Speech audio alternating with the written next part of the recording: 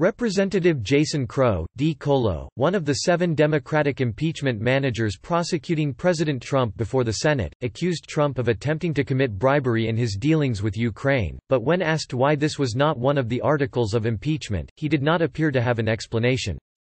Bribery is one of the specific offenses mentioned in the Constitution's discussion of impeachment. The House impeached Trump for alleged abuse of power, itself is not a statutory crime, and obstruction of Congress, but Crow insisted Sunday that the president was still guilty of attempted bribery. Graham calls for swift end to impeachment trial, warns Dems against calling witnesses.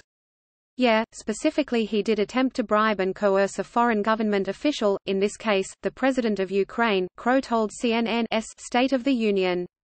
Then why isn't that an article? Asked host Brianna Keilar. You know, we have to look at the entire context of what happened here. Crow responded. That's what this is about. This is about the abuse of power, it's about jeopardizing our national security, our troops, it's about undermining our free and fair elections. You know, the broad context of the pattern of this president is what's really important, and that's why we proceeded with impeachment. Nadler says Dems unwilling to negotiate Hunter Biden testimony in exchange for other witnesses. Keilar pointed out that the House could have gone with both abuse of power and bribery if they believed the facts supported it, and that one of Trump's attorneys, Alan Dershowitz, plans on arguing that abuse of power itself is not sufficient grounds for impeachment. When asked if it was a mistake not to include a bribery article, Crow stated, "No, absolutely not."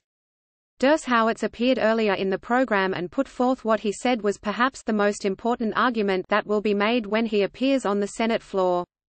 Click here to get the Fox News app. Even if everything that is alleged by the House managers is proven or taken as true, they would not rise to the level of an impeachable offense. Dershowitz said earlier in the program, recalling that when President Andrew Johnson was impeached, it was successfully argued that only conduct prohibited by criminal law was intended by the framers of the Constitution to be impeachable.